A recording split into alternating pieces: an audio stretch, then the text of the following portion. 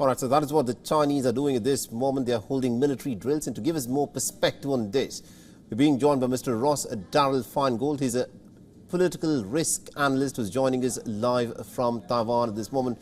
Now, Mr. Feingold, the fact that the Chinese are conducting these military drills, right after this visit by the Taiwanese official to the United States, is this just posturing on the part of China, or does it intend to do anything more serious than this?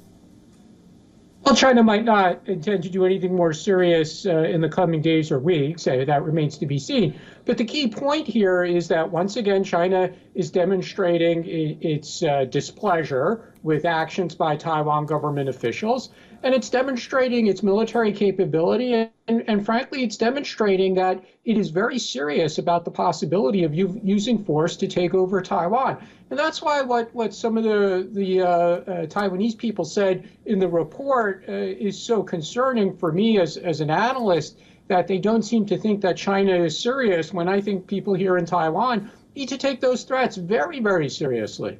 Absolutely, indeed. And what is the mood like within Taiwan, considering that the Chinese have in fact started these military drills early this morning?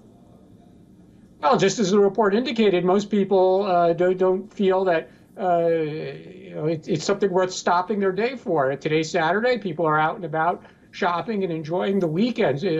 Certainly several dozen Chinese aircraft or 8 Chinese ships coming near Taiwan to engage in exercise. That's really not going to cause people here to worry. And again, I'm very concerned about that, because I think Taiwanese people should be more concerned about these kinds of exercises. That's fine, Gold. The fact that the Chinese have been expanding their military presence, they're trying to grow stronger, and all of this is being said to be with an expectation that they would stage an invasion of Taiwan at a moment that they see as opportune. Do you think, realistically speaking, is this something that China is in fact building up to, or does China want to reunify with Taiwan through political means?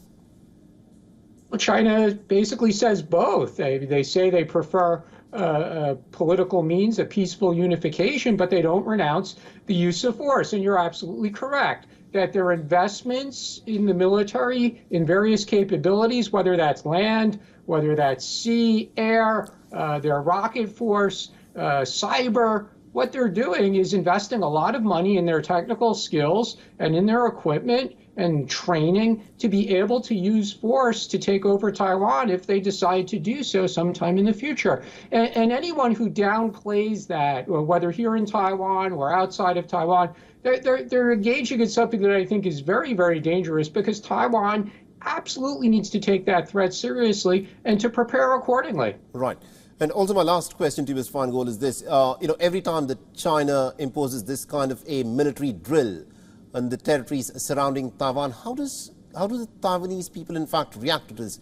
How does the Taiwanese government react to this? Does it prep up its own military preparedness, or does it just, wait for China to do what it's doing and look for the intentions, whether it's just a military drill which would stop in a few days, or whether it is much more serious? How does Taiwan respond to this?